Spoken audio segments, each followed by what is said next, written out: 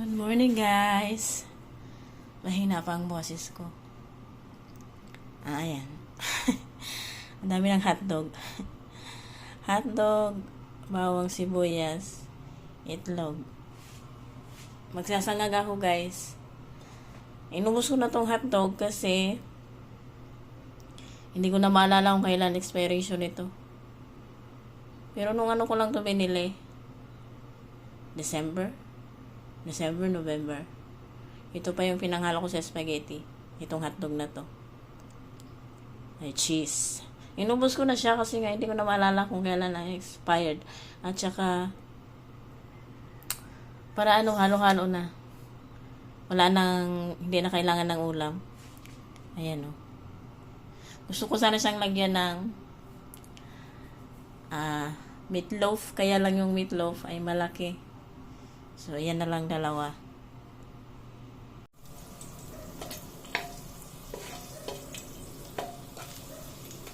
Ano ba tawag dito, guys? Sa gagawin ko? Hot silog na tinamad o sinipag?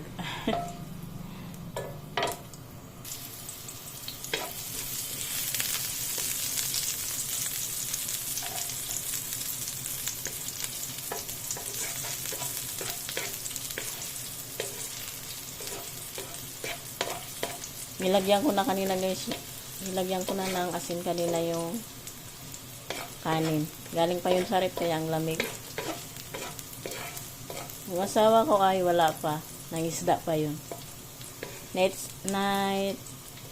shift kasi siya eh.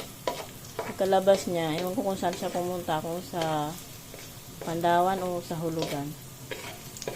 Wala na kasi kaming isda. Naubos na yung, hindi. Yung natira na lang dyan ay dulong nung pumunta kami doon sa Pandawan.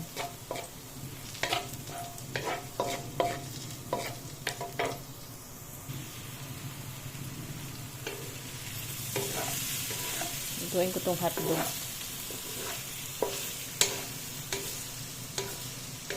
Parang yung kanin ang ipapanghalo dito sa dami ng hotdog eh. Wala na kasi yung ano nito, yung plastic ba, yung packaging niya. Ilagay ko na kasi ito sa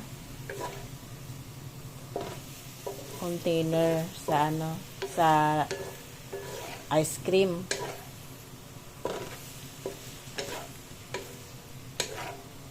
Kaya hindi ko na maalala kung kailan expired nito.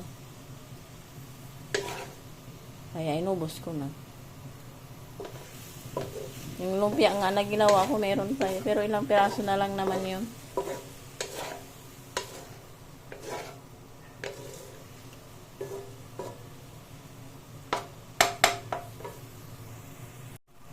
Ilagay ko na, guys, yung itlog.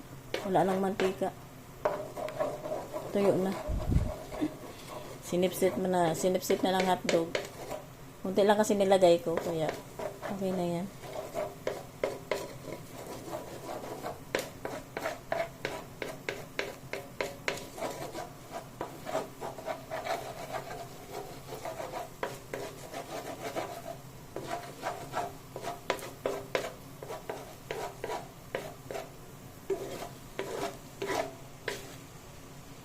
Diba? Wala na.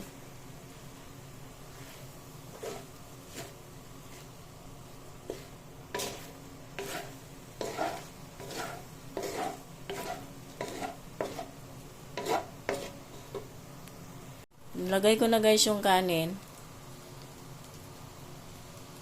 May kus ko lang kasi mga ano pa. Mga buo-buo pa, oh. Kalalagay ko lang kasi. Yan na, guys. Namikos ko na. Antayin ko lang siyang lutuin ko pa ng matagal-tagal hanggang sa masunog. Gusto ko, guys, yung may tipo-tipo. Kung alam nyo yun. Sunog sa ilalim. Ang crispy kasi nun eh. Pero mukhang hindi mangyayari kasi nasa ilalim ay yung itlog, oh.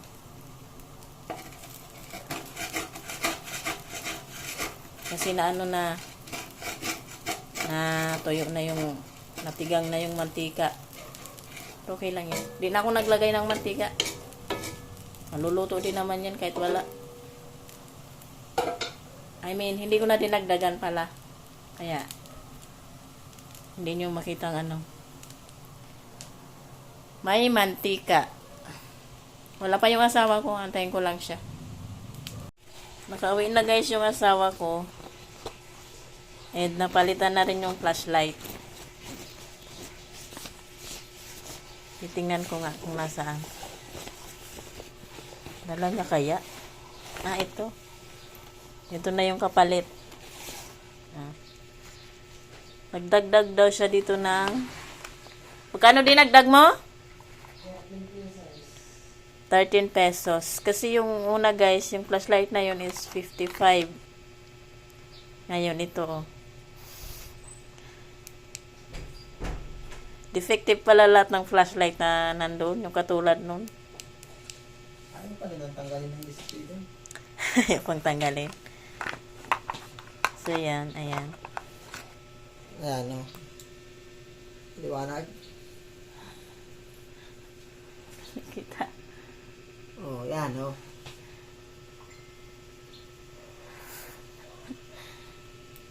Blinker at ayan. At in-order mo ba to? Binili mo? Order din siya ng hopya. Parehong hopya. Baboy yan. Masyadong matamis yung munggo sa kanin. Yeah. Ito na rin yung isdang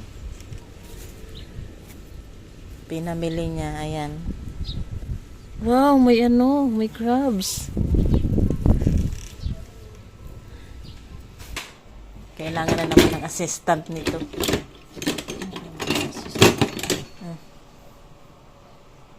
Bunting. May crabs ka palang binili. Wow, magkano? Nakaka-LL 130 lang yan.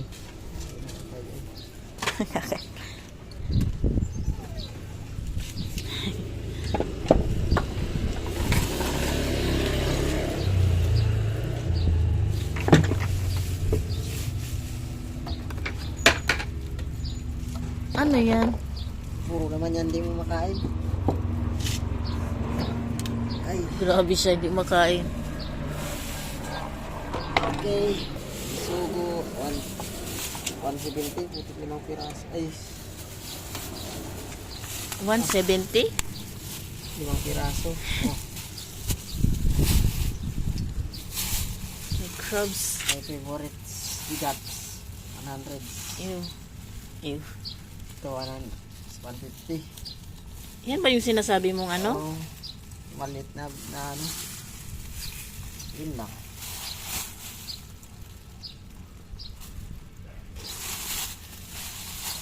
Wala nang masyadong kakalpisan dito. Anin mo yung ano? Igat. Kataan adobo ay hindi. Adobo lang.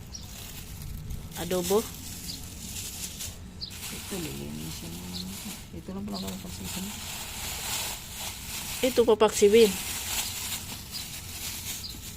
Ito unahin yung ano. Igat. Ay, igat yung ano. Crabs. Crabs.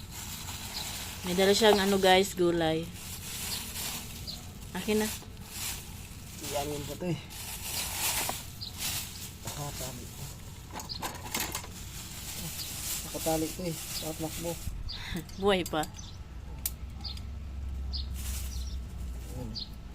Malaman ba yan? Parang payat. Sabi taba daw ito. Loko ko naman. Parang ang kalat doon.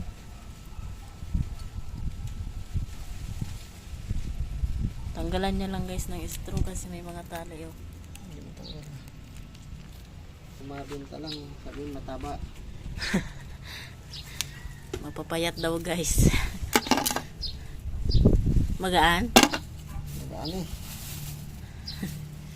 Pero in fairness, buhay pa naman siya. Blurred ba? Ha? Hindi ko kasi makita, nakakasilaw.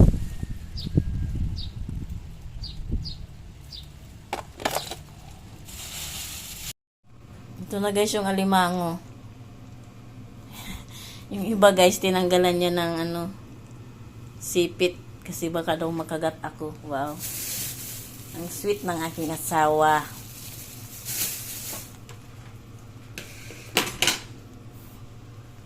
Yung papa ko guys, dati, nung bagets pa, nakagat din ako nito. Ang ginawa ng papa ko, kinagat niya rin yung kagat.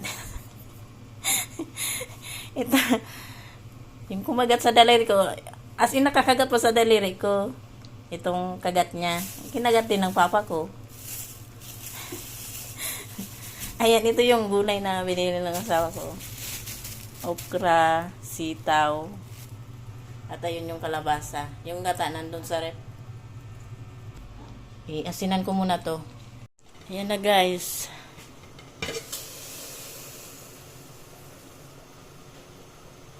Yung asawa ko, hanap ng itlog ng alege. Lalaki naman daw to. Nabudol daw siya ng manininda. Sabi ko, kita mo naman eh. So, ayan. Mamaya pa yan, guys. Inuna ko lang kasi baka masira. Ito, guys, is yung ayan, baka sensitive kayo. Yan ay yung ang ingay ng bubong. Yung hasang, pinakuluan. Papakuluan pala. Kasi yung may doggy dito na may dalawang doggy dito guys na wala yung may-ari, so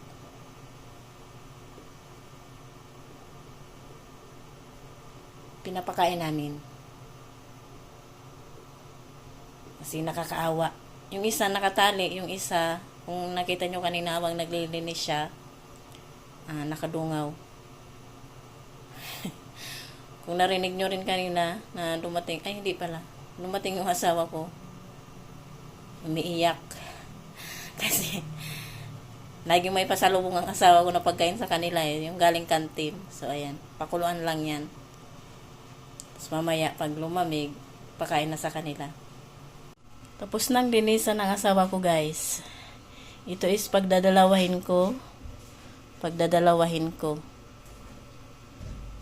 The rest, 1 serving. Nandito na guys, yung mga isda. Ayan. Ito yung natirang dulong. Ayan. Sabi ng asawa ko, Hotdog na may konting sinangag. Hotdog na may kunting sinangag. Ayun, update ko kayo sa flashlight. Update ko rin kayo dito sa color. Can you open? Doon sa isang vlog, guys. Nakita nyo na to. Ayan. Nilagyan ko siya kagabi ng yellow. Hanggang ngayon, may yellow pa rin, oh. Wow! pwede na pang 12 hours na biyahe. 12 hours ba? 16. 16 hours na biyahe. Tamang-tama. 2 truck na yellow ang pwedeng ilagay dito. Hanggang inyo pa to. Ayun. Kaya na kami, guys. Anong baso? Yeah. Wait.